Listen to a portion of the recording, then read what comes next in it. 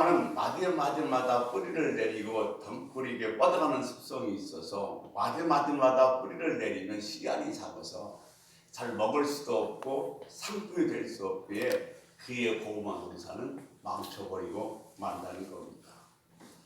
고구마 줄기를 뒤집듯이 성도 간의 한 주간의 삶의 줄기도 뒤집어야 됩니다. 일주일 동안 세상 속에 살면서 누구든지 다 그것이 좋아서 거기에 영풀을 뻗어가려고 합니다. 세상 여기저기 기웃거리면서 가는 곳마다 이렇게 뿌리를 내려서는 거룩한 열매를 맺을 수가 없습니다. 성도들이 거룩한 열매를 맺기 위해서는 성도들의 삶의 줄기를 뒤집어 엎어야 됩니다. 뒤집는 기간은 하나님께서 한 주간에 한 번으로 정하셨습니다. 그러면 뒤집는다는 것이 무엇인지 아시겠죠? 우리들이 삶을 뒤집는 것 한 주간에 한 번 하는 일, 이것이 바로 우리들의 예배입니다. 이 주일 예배를 한 번 걸으면 그만큼 세상의 덩굴이 더 많이 뻗어가고, 두 번 걸으면 어찌나 다시는 뺄 수 없는 깊은 뿌리를 내릴지도 모릅니다. 그렇게 되면 세상과는 점점 가까워지고 하나님과는 점점 멀어지게 되는 겁니다. 여러분, 매주 예배 드리는 것은 우리들이 삶의 줄기를, 신앙의 줄기를 뒤집는 일인 줄로 믿습니다. 아멘. 그래서 우리는 매주 예배는 반드시 드려야 되고 그 예배에는 성공해야 됩니다. 예배의 성공은 찬양과 말씀에 돼 있지만 그보다 더 중요한 것은 내 자신에게 있습니다. 내 자신이 되어져야 한다는 겁니다. 내가 어떤 자세로 예배에 드리냐가 예배의 성공과 실패를 결정한다는 거죠.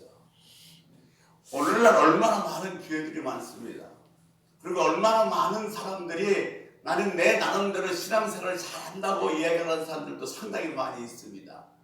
그럼에도 불구하고 세상을 변화시키지 못하는 것은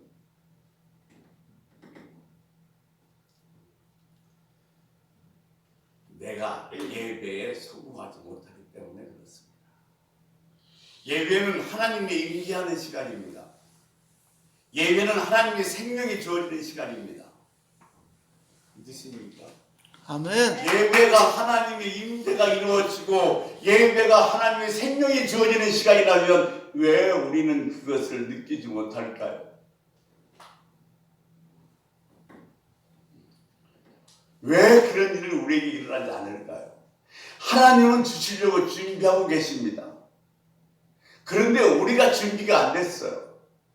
하나님이 아무리 주시려고 해도 우리가 준비되어 있지 않으면 우리는 받을 수가 없습니다.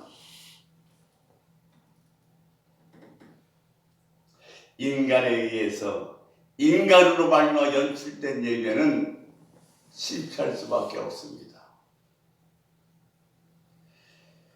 하나님이 주관한 예배, 성령이 인도한 예배, 이 예배가 성공된 예배입니다. 여러분, 이 예배 시간은 하나님의 수술 시간입니다. 하나님이 수술하는 시간이에요. 이런 말씀 하시죠. 하나님의 말씀은 살아있고 응동력이 있어 찔러 쪼개기까지 하며 또 마음과 생각을 감찰하시느니라. 우리는 예배는 우리들의 속사람이 수술되는 시간입니다. 수술은 불필요한 건 떼어나는 수술이 있고 없는 건 갖다 이식시키는 수술이 있습니다. 그러니까 내가 신앙생활을 하는데 내가 주님을 섬기는데 불필요한 것은 다 떼어내버리고 내가 주님을 섬기고 주님을 따라가는데 없는 것은 이식시키는 시간이 바로 예배 시간입니다. 따라서 예배를 드리고 나서는 변했다는 소리를 들어야 합니다. 주님의 나를 수술하셔서 내가 없는 걸 다시 있게 하시고 불필요한 걸 떼어내셨다면 예배를 드리고 나서는 반드시 변했다는 소리가 들려져야 된다는 겁니다. 니체는 무신론자입니다. 근데 그는 목사의 아들로 태어났습니다. 어려서부터 목사의 자녀이기 때문에 수없이 예배를 드렸지만은 예배에 성공하지 못했기에 끝내 그는 무신론자가 되었습니다. 여러분, 예배 안 되는 것도 그렇지만은 정말 무서운 것은 예배를 드리고도 변하지 않는 겁니다.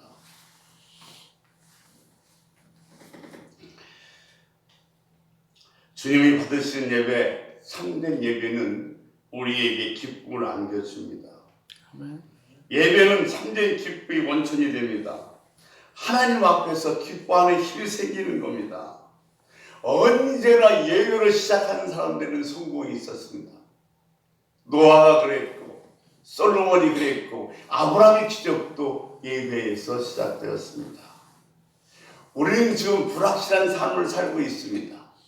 그 도대체 얼마나 많은 것들에 대해서 위협을 받고 있는지 모릅니다. 그런 우리들이 하나님께서는 가장 안전한 것을 소개하고 있습니다. 그것이 바로 영적 도피성입니다. 영적 도피성은 누구나 다 들어갈 수 있고 누구든지 들어갈 수 있대. 이 영적인 도피성을 문을 여는 것은 믿음입니다. 하나님께서는 우리가 믿음을 가졌을 때에, 믿음을 보였을 때에 역사를 하십니다. 아멘. 믿음으로 출애굽했고, 믿음으로 홍해를 갈랐고, 믿음으로 5명의 기적이 나타났고, 이 믿음으로 말미암아 역사를 이룰 수 있습니다. 사랑하는 성도 여러분, 오늘도 고구마를 뒤집듯이 여러분의 삶의 줄기를 뒤집는 성공된 예배가 되기를 주의 이름으로 축복합니다. 아멘. 무디 목사가요, 큰 양주자 개업식에 무디 목사 교회 교인이 큰 양주자를 만들고 이제 개업 예배를 드립니다. 와서 축복 기도도 하고 설교도 하고 끝난 다음에 제일 마지막 순서는 담임 목사님, 무디 목사님의 축도였습니다. 근데 축도 시간이 되자 이 무디 목사님이 손을 높이 들고서 기도합니다. 하나님, 오늘 이 양주장의 개업 예배를 드리고 내일부터 양조장의 문이 열지 않게 해 주옵소서. 양조장의 문이 열리면 수많은 술들이 생산될 것이고 그 술로 말미암아 얼마나 많은 젊은이들이 타락하고 또 사람들이 술을 먹고 취하냐 제정신이 아니어서 가정들이 불행해지는지 모릅니다. 하나님, 제발 이 양조장의 주인의 마음을 주관해 주셔서 내일 이 양조장의 문이 열리지 않게 해주시옵소서. 사람들이요 깜짝 놀랐어요. 그래서 그 예배가 끝난 다음에 축하 파티가 있을 예정이었는데 하나씩 둘씩 당황해서 다 뿔뿔이 도망갔습니다. 그 기도를 듣고 나서 이 양조장 주인은 번민에 빠졌습니다. 엄청난 돈을 들여서 양조장을 만들었는데 오늘 이 무디 목사님의 기도를 듣다 보니까 양조장의 문을 열어서는 안 될 것 같아요. 근데 문을 안 열라니 드린 돈이 너무도 많아. 이렇게 갈등하다가 카운터에서 갈등하는데 새벽에 이 양조장 주인에게 성령님이 감동을 주셨어요. 그래서 양조장 문을 열지를 않기로 했습니다. 그리고 나중에 그 양조장이 무디 신학교가 됩니다. 그 엄청난 돈을 들여서 양조장을 만들었는데 양조장이 문을 열지 않게 그 주인의 마음을 감동시키는 것은 무디 목사의 기도였습니다. 왜냐하면 이 무디 목사의 기도는 사람이 들으라고 한 기도가 아니라 하나님이 들으시는 기도였기 때문에 그렇습니다. 이 무디 목사의 기도에는 진심이 있었고 사랑이 있었고 감사가 있었던 거예요. 그러니까 사람들의 비유를 맞추기 위해서 여기는 축복해 주소가 아니라 하나님의 말씀에 증거되어 하나님이 일찍 양조장에 문을 열리면 얼마나 많은 사람들이 망하는지 모릅니다. 문을 열지 말게 해 주옵소서. 이 무디 목사는 하나님의 마음을 알고 있었던 거예요.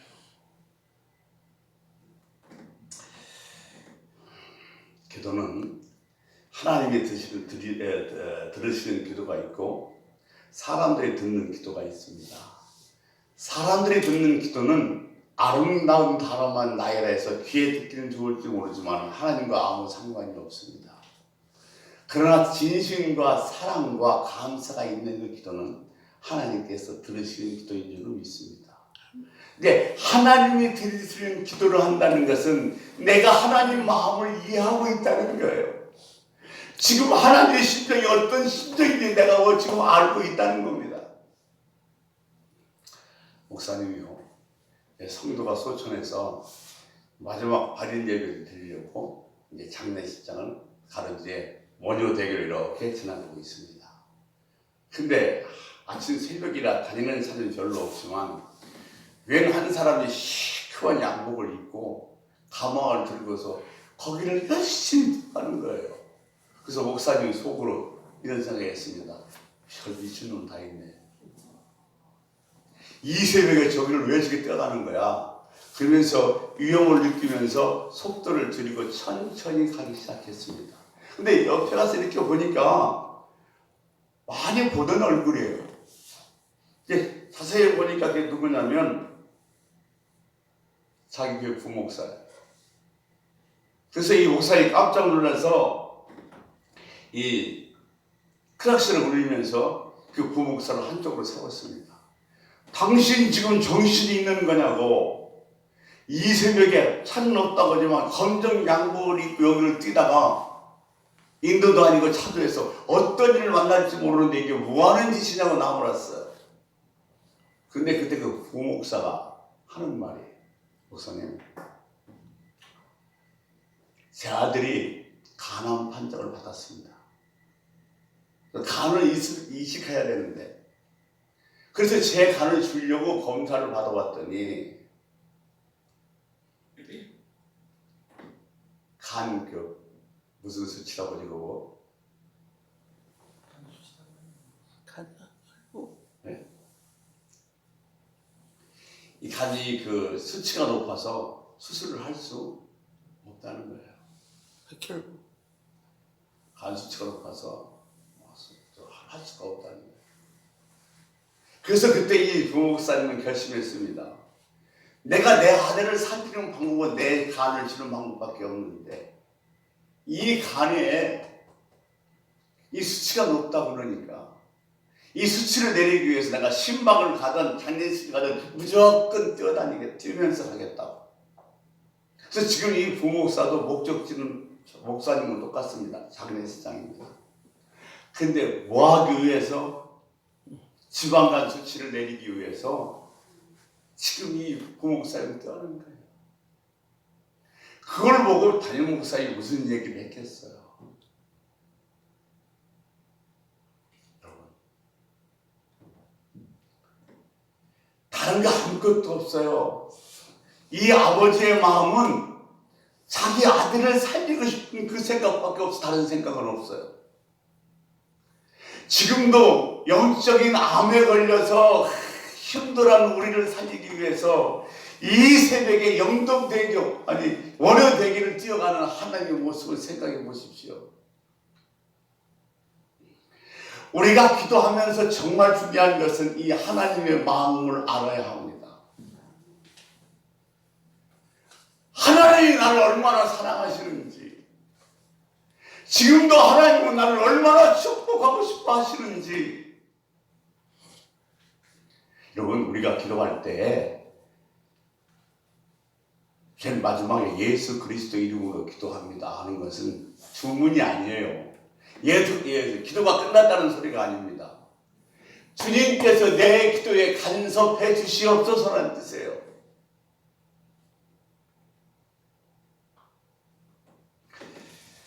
우리 주님 마음으로 합시다. 아멘. 그러기 위해서 기도해야 돼요.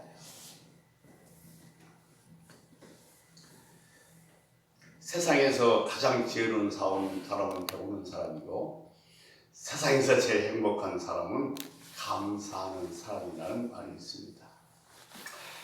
금년 우리 교회 표도 감사하는 성도가 되자 합니다.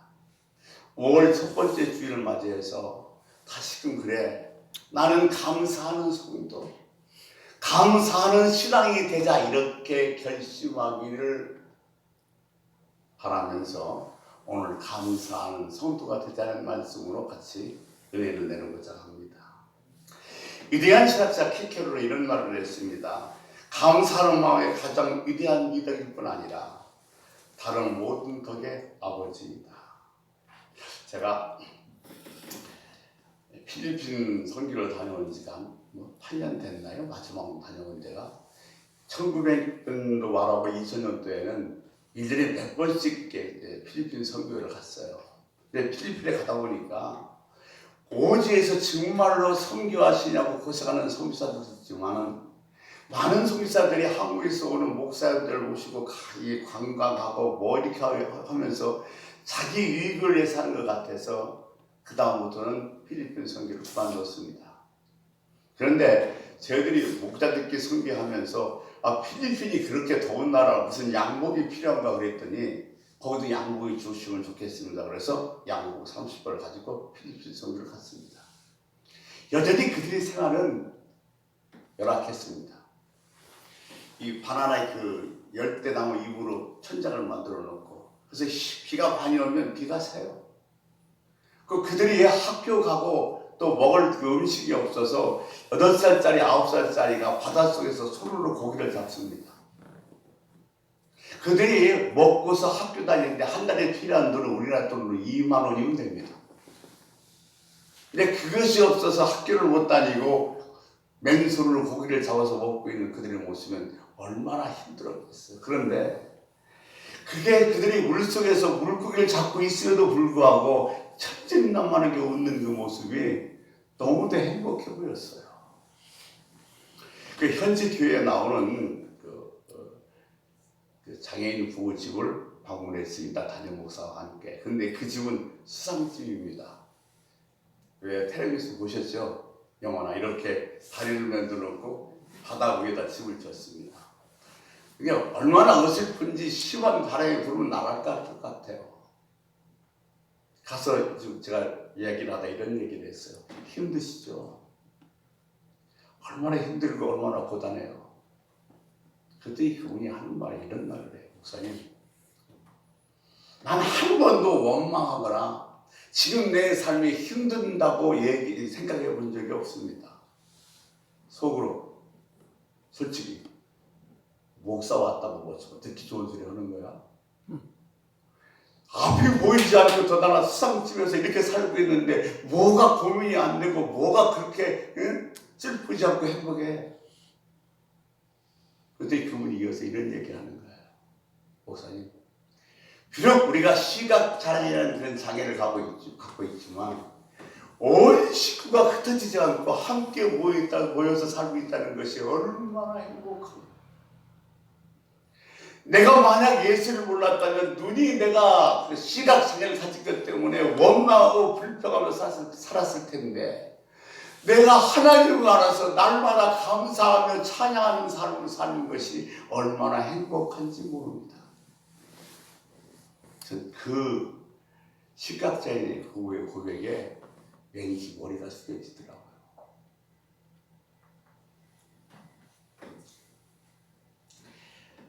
오늘 주님 우리들에게 감사에 대해서 두 가지를 말씀하고 계셔요. 첫째는 감사는 주어지는 것이 아니라 선택이다. 또 하나는 감사는 만드는 것이 아니라 깨달음이다. 우리가 잘못 갖고 있는 이런 그 선입견이 있어요. 만족하면 감사하고 내가 만족을 느끼면 뭐요? 불평해요. 그런데 우리들의 이 감사와 불평, 행복과 그 불행은 환경에 의해서 주어지는 것이고 만들어지는 것이 아니라 뭐요? 깨닫는 것이고 선택이라는 거예요. 전문가들이요, 그 인간의 마음이 우리들이 육체와 우리들의 그 정신에 미치는 영향이 얼마나 큰가를 조사하고 실험하고 증명해서 발표했어요.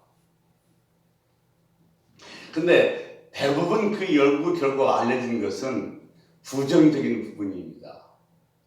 인간이 어떤 일이 안 될 때, 실패했을 때, 고난이 왔을 때 그 마음과 또 그리 몸에 받는 그 영향이 얼마나 큰 것인지 이건 잘 발표되어 있는데, 인간이 어떤 일이 정말 잘 되고 순조롭게 되고 그 과정에서 어떤 영향을 받으며 그것이 정신적, 육체적으로 또 어떻게 연결되는지 실험과 연구하는 결과는 덜 알려져 있습니다.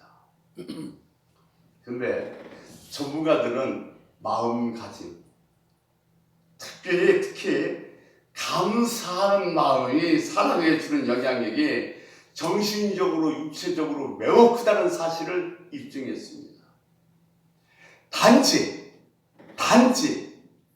감사합니다라는 이 말 한마디 했는데 지금보다 훨씬 더 건강해지고 지금보다도 육체적으로 훨씬 더 좋아질 뿐만 아니라 훨씬 더 편안하며 행복한 삶을 살 수 있다는 거예요.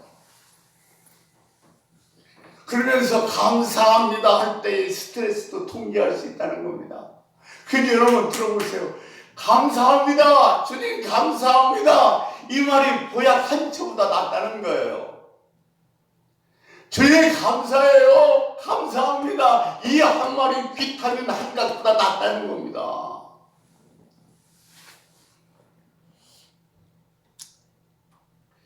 여러분 행복을 만들어내고 그것을 지속적으로 지킬 수 있는 힘이 우리에게 있어요.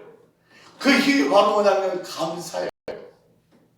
어렵지만 힘들지만 때로는 짜증이 나고 불평이 나오지만은 내 인생을, 내 가정을, 내 삶을 바꿀 수 있는 아주 중요한 방법은 감사다 해서 감사를 고백했을 때 내 인생은 바뀌어지는 거예요. 아멘.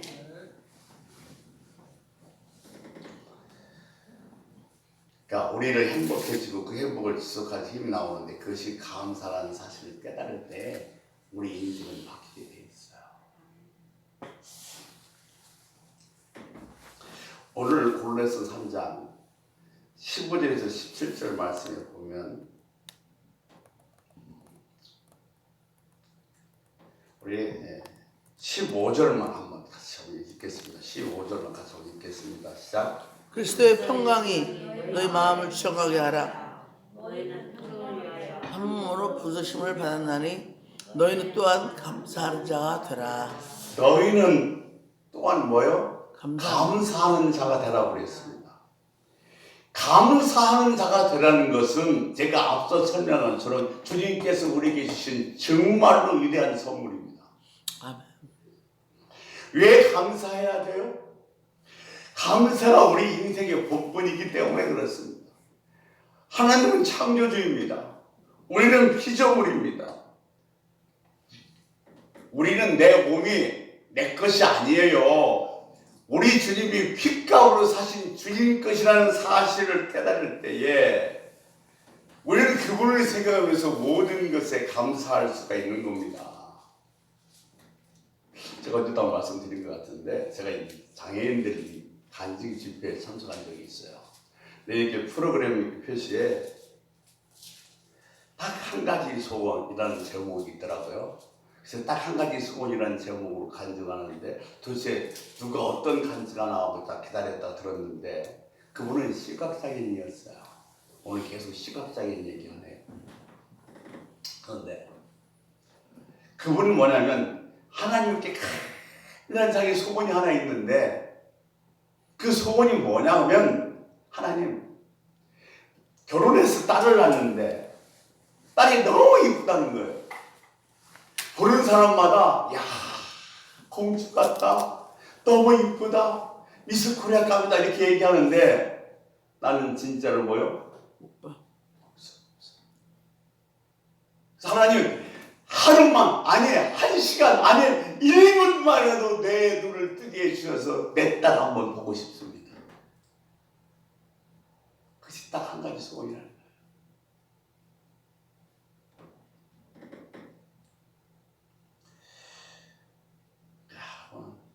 내가 내 눈으로 하늘을 보고 내 가족들을 보고 만질 수 있는 것, 그 자체로만도 얼마나 감사한 일인지 깨달아야 돼요. 아멘. 그래서 감사는 깨달을 때 오는 겁니다. 감사는 하나님을 바라볼 때 오는 거예요.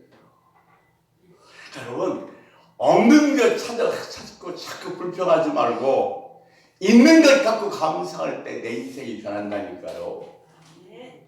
여러분, 감사는 복 받는 비결입니다. 아멘. 오늘 여기에 나와 있지만 감사, 우리 금년의 표에 나와 있지만 감사는 축복의 통로입니다. 잠언서 8장 17절 말씀 우리 한번 같이 보겠습니다. 나를 사랑하는 자들이 나의 사랑을 입으며 나를 간절히 찾는 자가 나를 만날 것이니라. 나를 간절히 찾는 자가 나를 만날 것이다.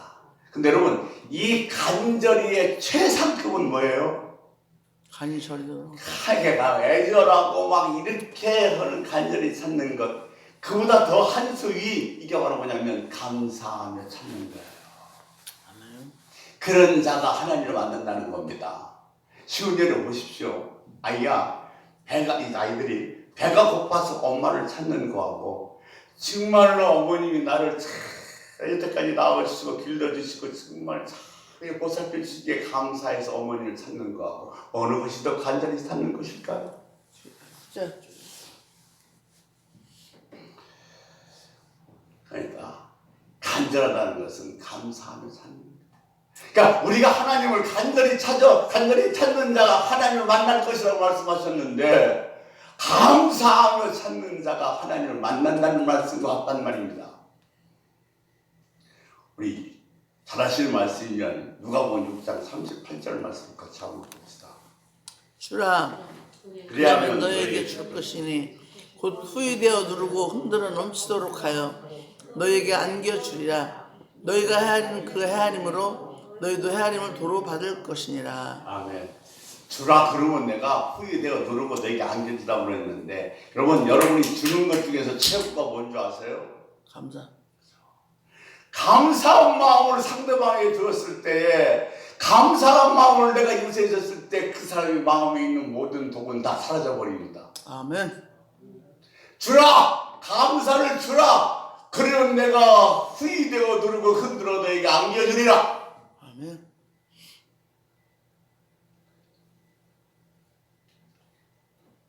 무조건 감사. 아멘. 여러분 보세요. 기복신앙, 복을 너무 찾는다고 그래서 소위 좀 많이 배웠다, 신앙을 일식하게 하는 사람들은 축복이라는 단어를 별로 좋아하지 않아요. 근데 기복신앙이라는 것은 땅에 있는 물질만 구하는 것이 기복신앙이에요. 성경에서 나오는 신앙의 복이라는 것은 하나님의 은혜와 땅의 것입니다. 또한 땅에 있는 물질만 요구하지 헌신이 결여됐을 때 그걸 복을 기복신앙이라고 하지, 우리는 축복을 받아야 합니다.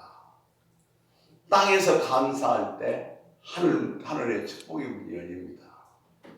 이게 축복은 땅에서만 이루어진 걸 이해해서는 안 돼요.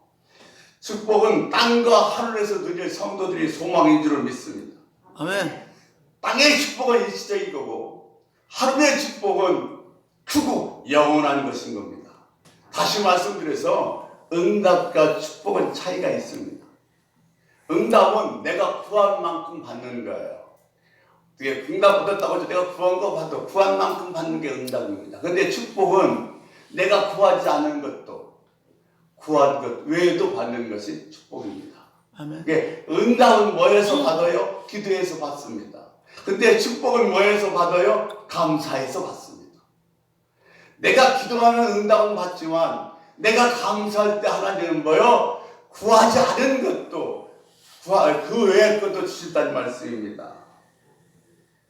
감사한 문둥병 환자는, 사마리아 문둥병 환자는 병 고침도 받았지만 영혼도 구원받았습니다. 솔로몬은요, 감사해서 지혜를 구했지만 부귀와 영화도 함께 받았습니다. 열왕기상 4장 32절 33절 말씀에 보면 이렇게 이야기하고 있습니다. 같이 읽습니다. 그가 잠언 3,000가지를 말하였고 그의 노래는 1,005편이며 그가 또 초목에 대하여 말하되 레바논의 백향목으로부터 밤에 나는 우슬초까지 하고 그가 또 짐승과 새와 기어다니는 것과 물고기에 대하여 말한지라. 뭐예요 여러분? 잠언은 3,000개를 썼고 시는 1,005개를 썼어요. 그러니까 이처럼 지혜로운 자는 없는 거예요. 오직하면 스바 여왕과 세계에 있는 모든 왕들이 이 솔로몬의 지혜를 들으려고 지혜를 받으려고 몰려왔어요. 세계 역사상 그런 왕은 없었어요. 솔로몬도 열왕기상 5장 3절 4절에서 그때는 내게는 대적도 없었고 재앙도 없었다고 얘기하고 있는 거예요. 뭐해서? 솔로몬이 이렇게 놀라운 은혜를 누리게 된 이유가 뭐예요? 그 해답은 바로 감사에 있는 겁니다. 아멘. 감사하는 사람에게는 하나님 응답도 하지만 축복도 하십니다. 황금의 혀라고 얘기하는 크리스토톰이 말했어요. 감사하는 사람은 축복의 열쇠를 준 사람이다. 하나님은 지금도 저와 여러분에게 이 축복의 열쇠를 주기를 원하셔요. 아멘. 축복의 열쇠를 내 손에다가 쥐어주기를 원하는데 우리가 왜 이 축복의 열쇠를 내 손에 쥐지 못하냐면 감사를 잃어버렸어요. 감사를 망각해버려서 그러는 거예요. 감사하는 자가 축복의 열쇠를 줄 것이며 또한 이웃도 축복하는 사람이 될 것입니다. 아멘. 감사의 기도에 하나님께서는 천국의 보물 창고를 여십니다. 그러니까 우리 입에서 늘 떨어져서는 안 될 것. 감사. 감사. 아멘. 감사. 아멘. 여러분 감사가 메마르면 은혜의 고갈이 옵니다. 그런데 감사한 인생은 은혜의 단비가 옵니다. 단비가 오면 모든 생물이 생기를 얼고 가지가 뻗어나 열매를 맺는 것처럼 감사는 우리를 축복된 인생으로 만드는 줄로 믿습니다. 여러분 감사하는 사람은 환경을 초월한 복을 주십니다. 하나님께서. 아멘. 환경을 초월한 복. 시편 1편에 보면 이렇게 얘기했어요. 복 있는 자는 악의 꾀를 뜯지 않고 죄의 자리에 오만한 자리에 앉지 않고 죄의 자리에 죄의 길에 서지 아니하며 신의 때에 심은 나무처럼 철을 따라 열매를 맺으며 잎사이가 마르지 않은 같이 형통하리라. 이게 환경을 초월한 복이에요. 이삭 보십시오. 다른 사람들은 평생 가야 우물 하나 파기도 힘든데 가는 곳마다 우물을 파면 물이 나와요. 이게 하나님이 주신 환경을 초월한 복인 줄로 믿습니다. 아멘. 마지막 하나. 믿음은 감사는 믿음의 측정입니다. 측정기입니다. 하나님께서 우리들에게 뭘 원하시냐면 믿음을 원하세요. 하나님 우리 믿음을 보고 역사하신 분입니다. 근데 그 믿음 중에서 최고의 믿음이 뭐냐면 감사예요. 도저히 지금 환경은 감사할 수 없는 환경이고 도대체 여기서 어떻게 감사할 수 있어. 그런데 그때 감사할 때 하나님께 내 최고의 믿음을 보여주는 줄로 믿습니다. 아멘. 감사하는 믿음이 있어야 죽으면 죽으리라고 왕 앞에 나갈 수가 있고 감사하는 믿음이 있어야 내게 있는 것을 드릴 수도 있고 나눌 수도 있는 겁니다. 또한 믿음이 있는 성도가 감사할 수 있는 겁니다. 여러분 감사함으로 주님에게 내 믿음을 보여드립시다. 아멘. 도저히 감사할 수 없는 상황에서 주님 감사해요. 감사하다니까요. 내 믿음을 보여드리는 거예요. 그러면 주님은 뭐요? 두 손 번쩍 드십니다. 내가 졌다. 저 얘기 말씀 맞추려고 해요. 오늘 계속 눈 얘기만 하네요. 집사님이 운전을 가다가 교통사고가 났어요. 많이 다쳤어요. 그래도 회복이 됐는데 한쪽 시력이 회복되지 않았어요. 그냥 한쪽 눈이 보이지 않는 거예요. 의사가 아무리 정밀 전달을 하고 아무리 애를 써도 왜 그런지 원인을 찾을 수가 없는 거예요. 결국 한쪽이 시력을 잃어버린 채 한쪽 눈만 가지고 보려고 하니 얼마나 불편하겠어요. 두 눈으로 보다가. 그래서 그는 얼마나 와서 기도를 하고 얼마나 하나님께 뒹굴며 애원하며 좀 내가 불편해서 못 살겠다고 시력도 회복시켜달라고 기도했는지 몰라요. 근데 어느 날 이렇게 밤에 앉아서 정말로 어떻게 하면 좋을까, 내 시력을 회복되지 않는가 이렇게 한탄하고 있는데 성령께서 갑자기 이런 마음을 주시더래요. 야, 한쪽 눈 안 보이는 것 때문에 불편하지 말고 한쪽 눈이라도 볼 수 있는 거 감사해라. 그래서 그다음부터 한쪽 눈 뜨게 해주세요, 보게 해주세요, 시력 회복시켜주세요 기도는 하지 않았대요. 그 사고 중에서 내 몸이 다시 완전히 됐고 한쪽 눈이라도 보게 해주시니 얼마나 감사합니까. 하나님 감사합니다.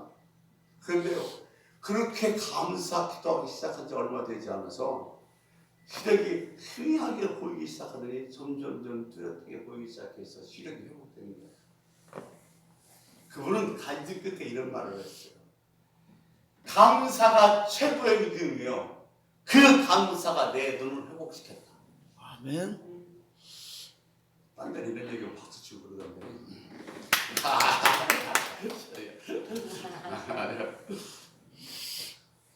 고난 중에도 갈등을 이기면 감사할 수 있어요. 아멘.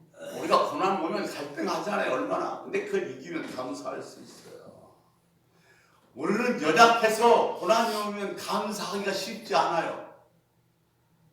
근데 여러분 기억하십시오. 감사가 최고의 무기라는 사실을. 감사가 최고의 축복이라는 사실을.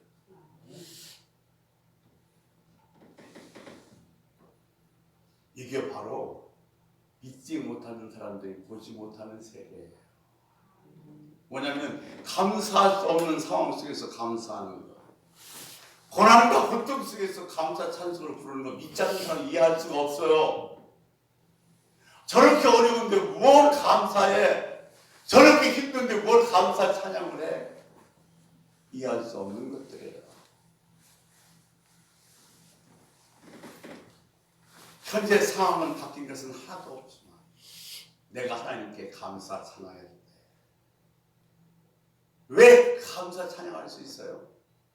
하나님은 어떤 고난도 어떤 아픔도 다 합력하여 선을 이루시게 만드신 분이시기 때문에 나는 지금 어려워도 지금 힘들어도 지금 괴로워도 감사하며 찬양하리라. 아멘.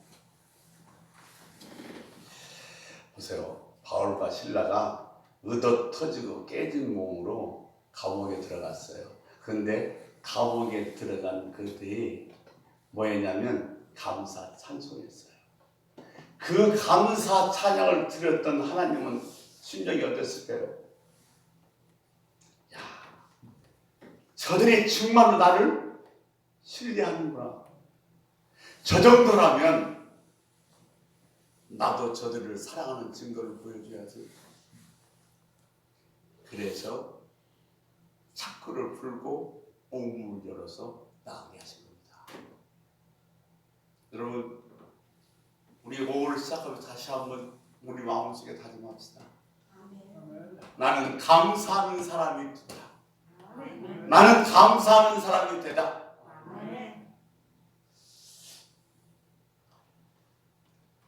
기도하겠습니다. 감사는 주어지는 것이 아니라 선택이라고 하셨습니다. 내가 주어진 어떤 것을 감사를 찾자고 하는 것이 아니라 내가 어떤 상황, 어떤 처지에도 감사를 선택할 수 있는 우리가 되게 하여 주옵소서. 감사는